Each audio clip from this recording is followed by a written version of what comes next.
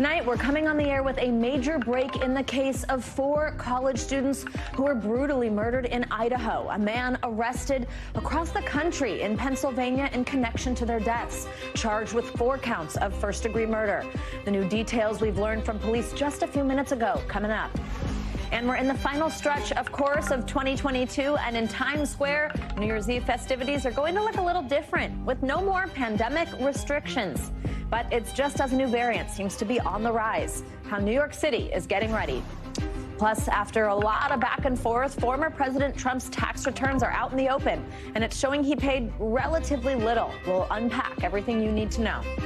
Then Wall Street marking the final day of what's been a painful year for the markets. Stocks closing out their worst year since 2008. What we can look ahead to in the new year. And we're taking a look back at some of this year's biggest headlines, from the war in Ukraine to the Oscars slap heard around the world and everything in between. We'll walk you through it all. Hey, I'm Savannah, in for Hallie, and tonight, just before we came on the air, police announcing the arrest of a man charged with 4 counts of first-degree murder in connection with the stabbing deaths of 4 University of Idaho students, a case that threw the small town of Moscow, Idaho, into the national spotlight for weeks. Police and university officials saying that now is the time for justice through the criminal process. Take a listen. These tragic murders took 4 young, vibrant lives from our community. Nothing we do can bring them back. The only thing that we can do in law enforcement to honor their memories that we know of is to bring this to a successful conclusion. This is not the end of this investigation. In fact, this is a new beginning. So here's what we know now. 28-year-old Brian Kohberger was arrested in Monroe County, Pennsylvania, near the Pocono Mountains. A judge ordered his extradition back to Idaho today, but it could be a long process before he is back in that state. We also know he's a grad student at Washington State University, which is just a few miles away from Moscow, where the murders happened. This has been a long time coming for people in this community. For weeks, no one knew anything about what happened that night, the possible suspect, or even the murder weapon. And police were feeling the pressure. The families of Madison Mogen, Xana Kernodle, Kaylee Gonzalez, and Ethan Chapin desperate for justice, ever since the 4 friends were killed inside their off-campus home on November 13th.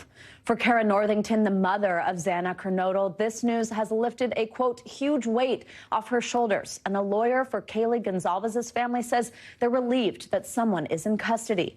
Gotti Schwartz joins me now with more on all this. Gotti, I know you spent quite a bit of time in this community learning about them, watching this investigation unfold. So tell us, what more do we know right now about the man being charged in connection to these murders, and what comes next?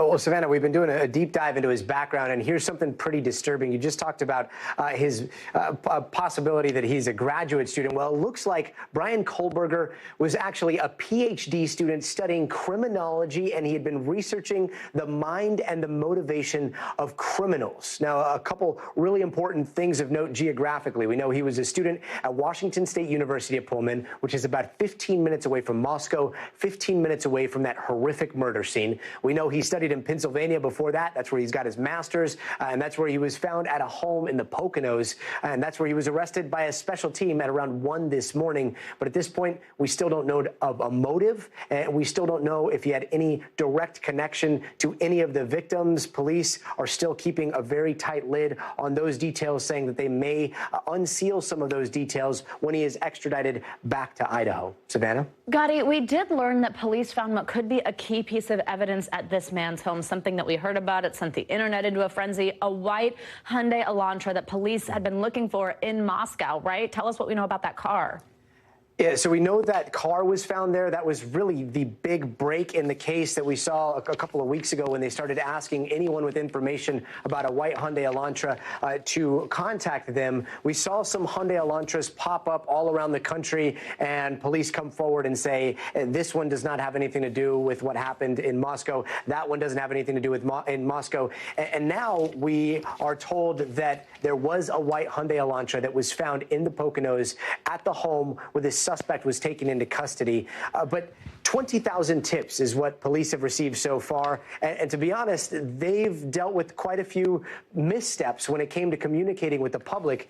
You might remember at first officials called this a crime of passion. Then they walked that back, but they insisted this was targeted and the public wasn't in danger. But then they walked that back as well. So there's been a lot of back and forth with police. And as you heard from the prosecutor today, one of the most striking things they said was that they are hoping that this is a new beginning as they work towards prosecuting the person that they now have in custody. Savannah? So, Gotti, you mentioned just those thousands of tips. We also know they conducted more than 300 interviews in this process. But, I mean, the whole thing really has been shrouded in mystery since the beginning for the community. They actually did address that, kind of saying, hey, we had to keep it that way in order to get us to this point, to not let the suspect know how far we had made it. But do we have any idea from what we did just hear in this presser, what did lead police here through all those tips, all those interviews?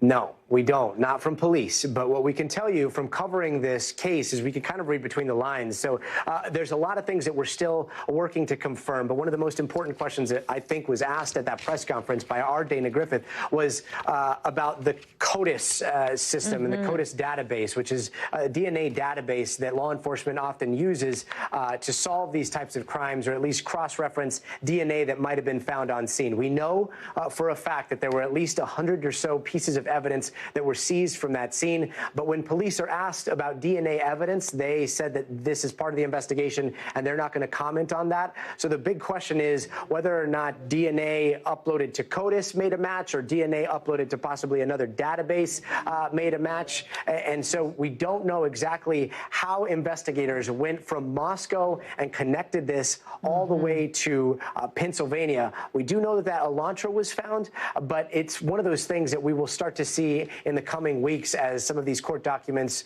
are released. Meanwhile, this is a relief for some of the family members. The most striking thing that I heard out of Moscow was from the family of Hallie Gonzalez, and their biggest fear was that this killer was going to come to some of their memorials. Hallie is having a celebration of life for her being held today in Coeur d'Alene, and so now the families are resting a little bit easier knowing that somebody is behind bars while they gather to grieve their loved ones. Savannah? Absolutely. Nothing will bring them back, but it certainly does bring a little bit of peace. I hope both to these families as well as members of that college community. Gotti, thank you so much. We appreciate your reporting now and for months on this.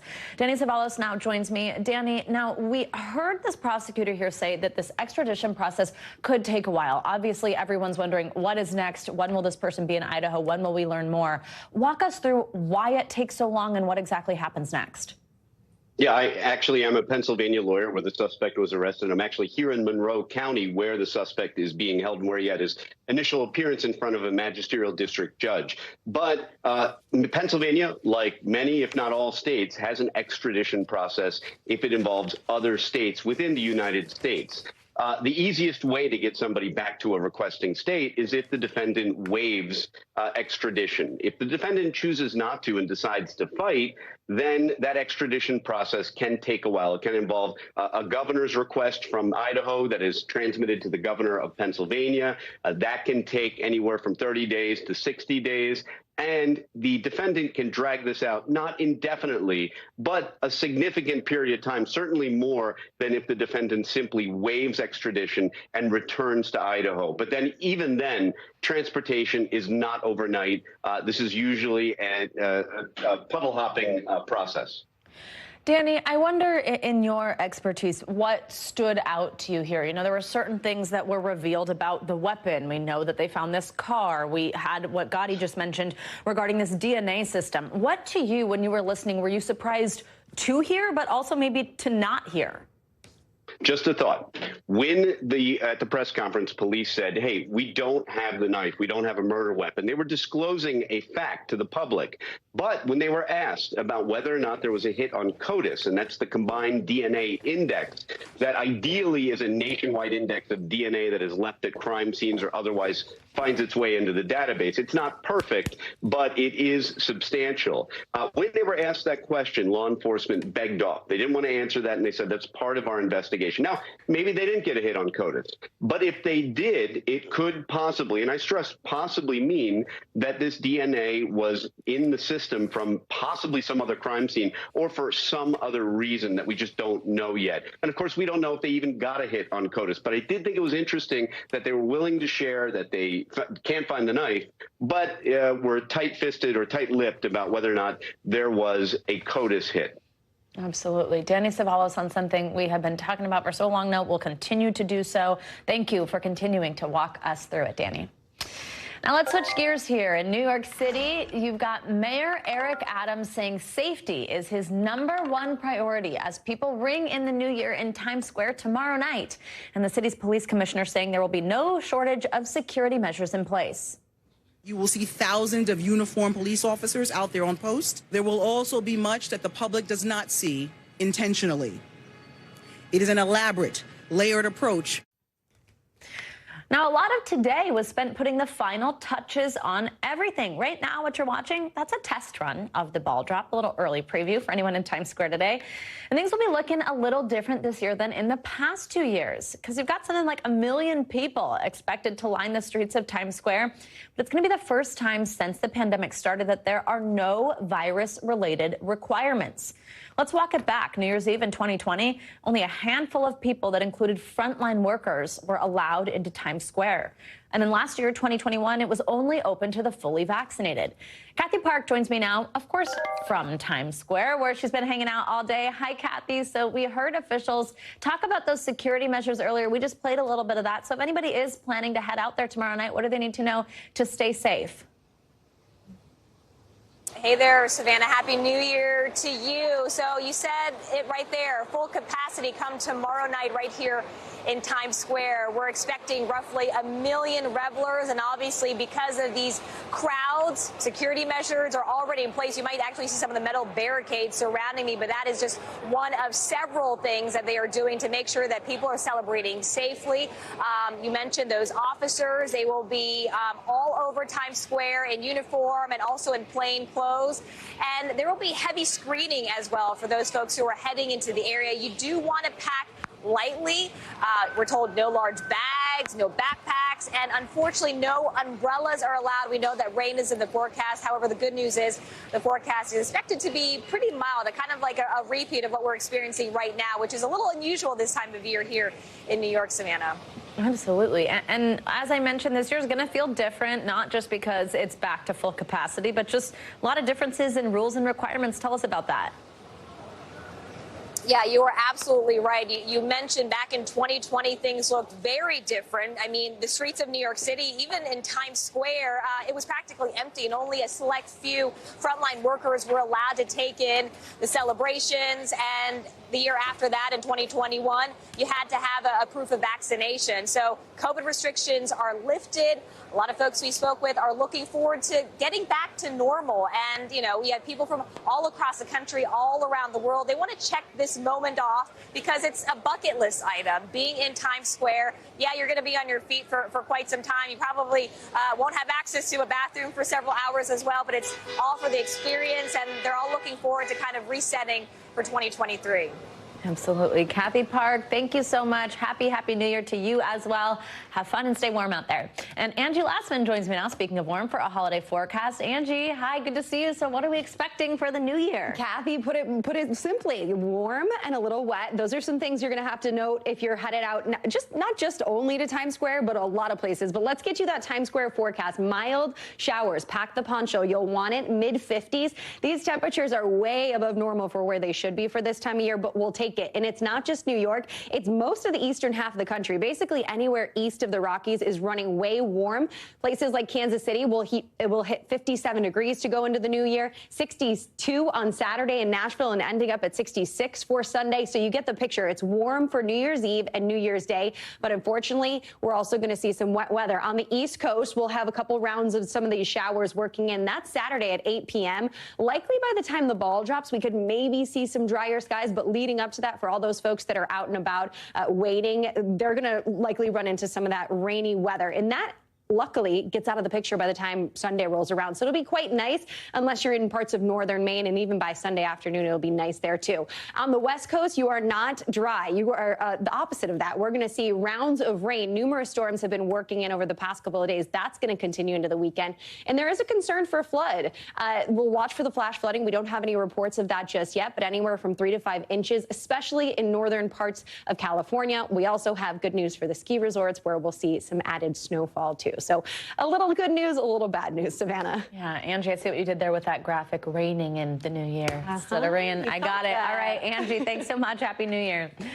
All right, now they are officially public. Several years and court cases later, the public can finally see 6 years worth of former President Donald Trump's tax returns. This morning, the House Ways and Means Committee released thousands of pages of documents. Now, it's going to take some time to sift through them, but already there's some key takeaways, like how the former president did pay very little in federal income taxes both before and during his presidency. Now, keep in mind, the decision to release the returns has been met with a lot of criticism. The top Republicans on this committee, the Ways and Means Committee, Kevin Brady, criticized the move this morning, calling it a regrettable stain on the committee that the Democrats will come to regret. But committee chairman Richard Neal defended the decision, saying, quote, "A president is no ordinary taxpayer. They hold power and influence unlike any other American. And with great power comes even greater responsibility." NBC's Antonia Hilton joins us now on this. Antonia has been following this all day outside of Trump Tower. Antonia, good to see you. So what have we learned so far? Like I said, I know it's a lot of pages. Didn't expect you to read it all. But what are the highlights so far? And what do we expect to still learn? Hey, Savannah. Well, thankfully, it wasn't all on me. We have a whole team of wonderful people at NBC who are poring over those thousands of pages. But what they represent is the public's first opportunity to look at these crucial 6 years of information about former President Donald Trump and Melania Trump, and to understand, there's been this story, and of course, there's been a lot of reporting on these over the years. And there's the story about Donald Trump, the businessman, the story that he told as part of his campaign that he continues to tell. And then there's the financial reality that we have a better picture of here. And you pointed out some of the numbers, but I'll walk through them again for folks. I think some people have been shocked, for example, by the lack of federal income tax that the former president has paid, particularly in 2016 and 2017, paying $750 in federal income tax. Then looking at 2020, that going down to $0. Some of these numbers are kind of shocking when you consider that this person says that they are a billionaire, that they have described their businesses as healthy, sprawling, flourishing, and those aren't the kinds of numbers that you expect.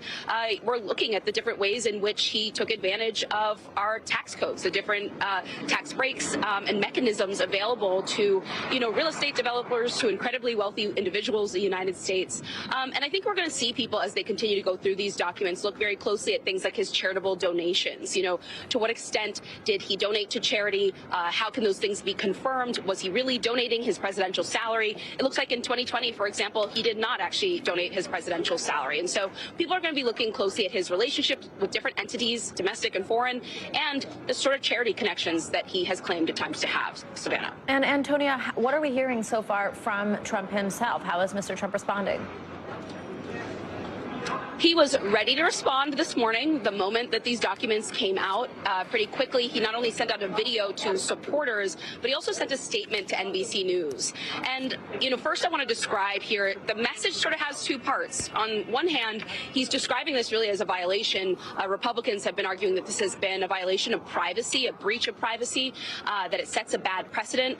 And then on the other hand, he's saying essentially that it doesn't really matter because ultimately these documents will just back up what I've said about myself all along, that I'm a great businessman who has very complicated finances and has created a lot of jobs. But I'll read directly from some key parts of this statement that he sent to us. The Democrats should have never done it. The Supreme Court should have never approved it. And it's going to lead to horrible things for so many people. The Trump tax returns once again show how proudly successful I have been and how I've been able to use depreciation and various other tax deductions as an incentive for creating thousands of jobs and magnificent structures and enterprises.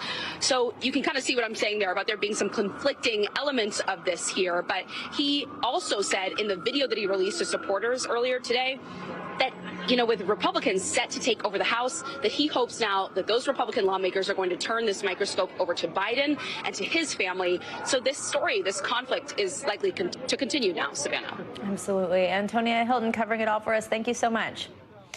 Now, a handful of people are about to start off 2023 on a very high note. The president granted pardons to 6 Americans today, 5 of whom were charged with drug or alcohol-related crimes. The White House said that President Biden believes America is a nation of second chances and that all these individuals have served their sentences and demonstrated a commitment to improving their communities. NBC's Mike Memoli joins me now from St. Croix in the U.S. Virgin Islands, where the president is. Oh, Mike, I just feel so bad for you that that's where you have to spend the new year. Great to have you with us, though. What can you tell us about these pardons?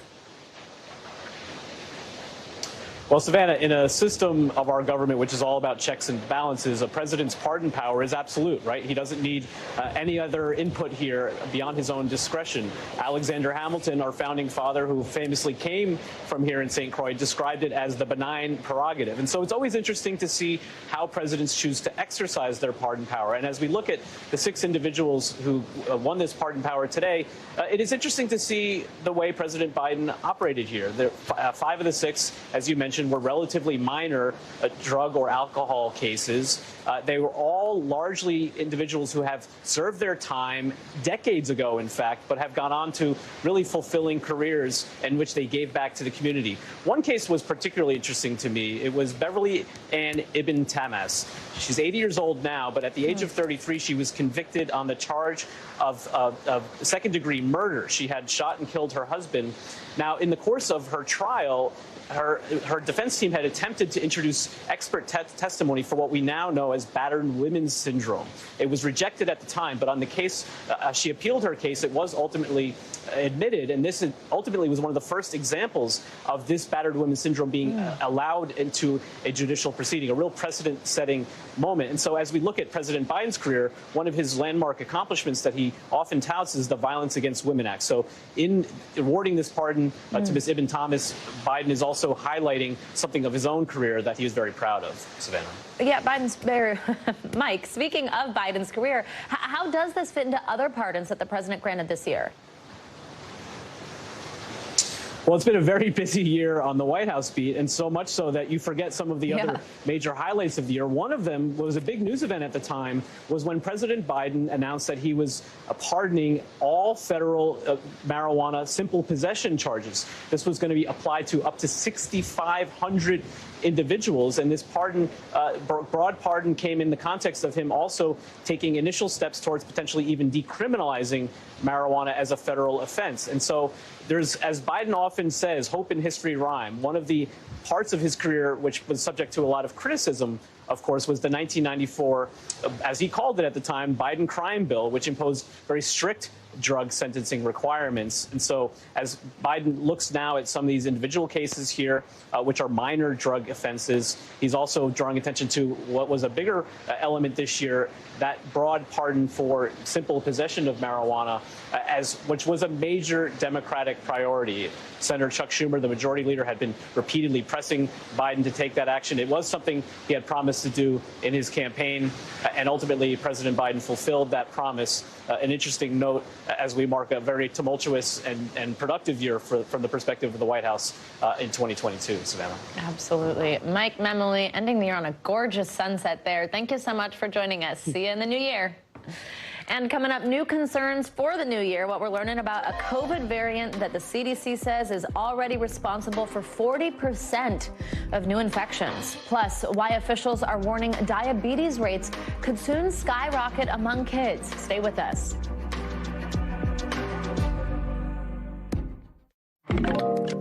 Welcome back. As we head into the new year, there is a new dominant COVID variant on the rise. The CDC reports Omicron subvariant XBB is currently responsible for 40% of COVID cases in the United States. Now, that's twice as many cases of that specific subvariant since last week, according to the CDC. Medical experts say XBB is highly contagious, and one study suggests the strain is resistant to the immune response from previous COVID infections. Dr. Akshay Syal joins me now. Dr. Syal, always great to have you and see you. So, I think people hear a new variant. It's really kind of scary. We remember when we were hearing about Omicron last year, about a year ago this time, that it was deviating, sort of going around those previous, the immunity that you'd built up. And then we saw so many people get sick. It wrecked holidays. So tell us, how worried should we be about this, about XBB?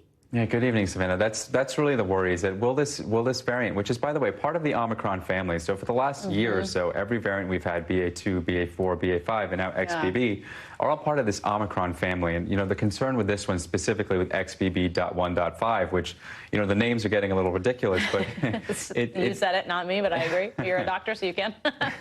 It basically, you know, suggests that the protection we've garnered from infection, from vaccination, may not still be there in terms of do our antibodies bind the virus. Now, the good news is there are other components of the immune system, notably T cells, that should still keep us out of the hospital and keep us protected from severe illness and death. So that's a little bit of good news there, right? A little bit of good news. And, you know, when you look to Singapore, who recently had a big wave of XBB, you know, everyone, all the experts we talked to were saying they saw a big rise in cases. They didn't see that big proportionate rise in hospitalizations or deaths. So we do have an encouraging sign to look for here.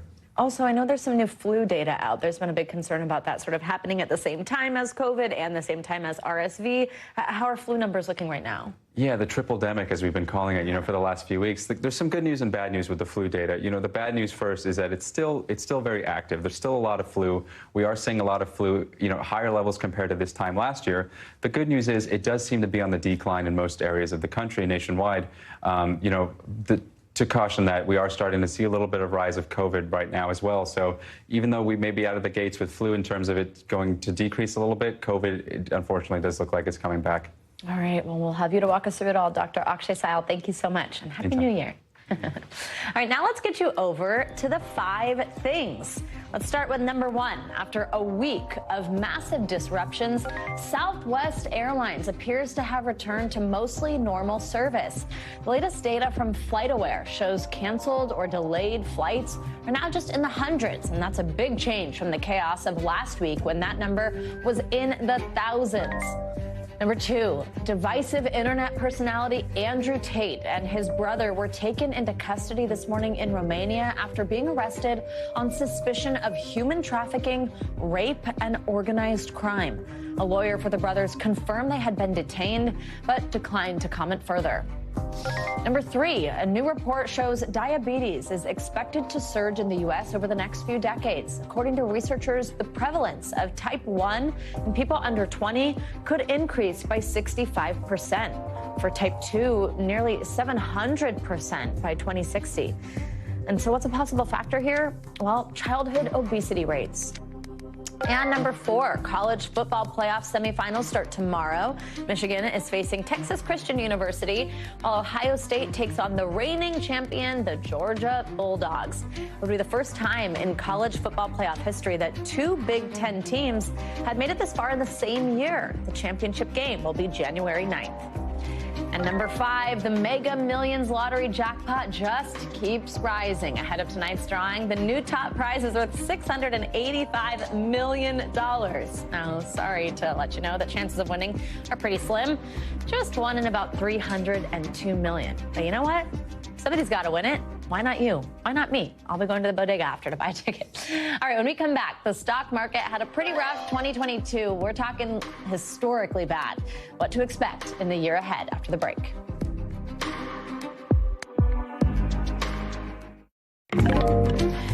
Coming up in the local, a dramatic water rescue in Tampa, Florida. But first, let's get to some economy news to close out the year. With today's closing bell, Wall Street has wrapped up its worst year since 2008.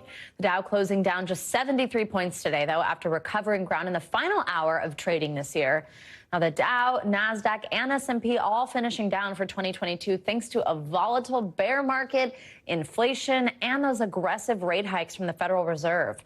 But it's not all bad news. The Dow and the S&P both closed the year with quarterly gains, ending 3 quarterly losing streaks. Brian Chung joins me now to make sense of all that. Brian, great to see you. So, I mean, put these markets in perspective. For people who maybe did look at their 401k and they're a little freaked out, what should they know? What can you tell us about where we're at right now and headed into the new year? Yeah, I mean, there's not much nuance to the perspective. It was bad for 2022, right? So as you mentioned, the S&P 500 down 19%. But if you look at kind of what exactly fell most sharply in 2022, it was tech stocks, which make up a huge portion of the overall stock market. So you take a look at Apple down 27%. Meta or Facebook down 64%, Amazon down by 50%. There were some sectors, however, that did well during 2022, only a few of them, energy and also drug manufacturers. So Exxon went up by 80%. Gas prices increased, as you remember, during the year. And then Eli Lilly, AbbVie among the winners during the year. So there were some, if you were a good kind of accurate stock picker to win at. But look, it was a bad 2022.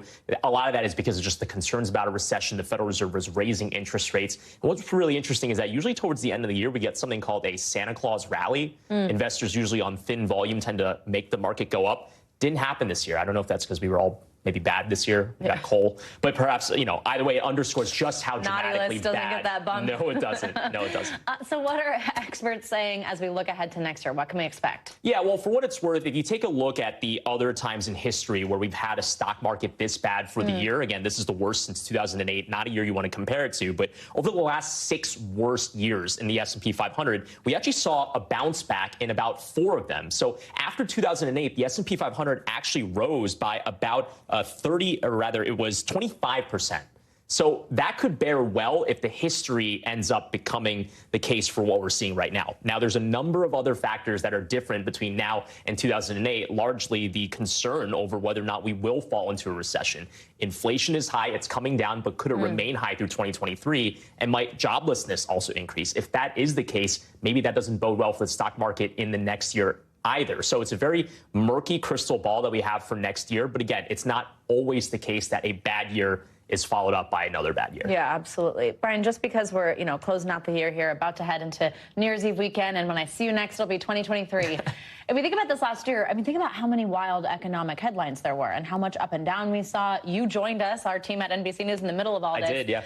If you look back and think about this last year, what to you was sort of one of the most wow things that you've seen in your years as a reporter here that we saw of all these crazy things that happened in 2022? Yeah, it was absolutely inflation, right? I mean, inflation peaked at 9.1% in this year. And for context, we had not seen prices increasing at that rate since the 1980s. Yeah, so that's something we haven't seen in multi-decades. And we don't need to talk about the economic numbers for people to understand that context. They saw it at the store, at the grocery, at the gas pump. And I think that that kind of lingering fear is the concern for 2023 as well, because prices still remain high.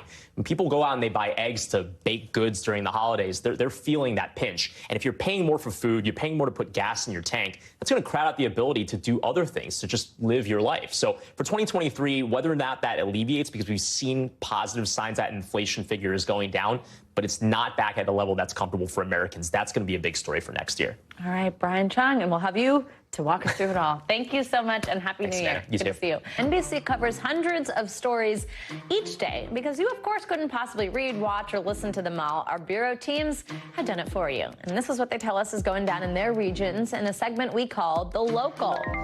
Out of our Northeast Bureau, thousands of nurses across the New York area are threatening to go on strike in the coming days if hospitals don't agree to a new contract by tomorrow. The State Nurses Association is asking for better health care benefits and for hospitals to hire more staff. The walkout could begin as early as January 11th. And from our Southern Bureau, Tampa Bay Buccaneers backup quarterback Blaine Gabbert is being hailed a hero today, but not for football. This is pretty amazing. He was jet skiing with his brothers when a helicopter was forced to make an emergency landing near Tampa Bay. Get this, they were able to help the passengers out of the water and onto their jet skis before police arrived by boat. All 4 people on board the chopper survived. And from our West Coast Bureau, SpaceX launched its 61st and final rocket of 2022 from a launch pad north of LA this morning. The Falcon 9 rocket carried an Israeli Earth imaging satellite into orbit, and it's a new record for the company because it's almost double its number of launches in 2021. That is a wrap also for this hour and, of course, this year. We will be back on Monday. Have a happy, healthy new year. We want to leave you with a look at the people who help bring you this show. Hallie, Jackson, Now Every Day, the team I've had the honor of working with for a couple nights here. They are a fantastic group. Have a great night.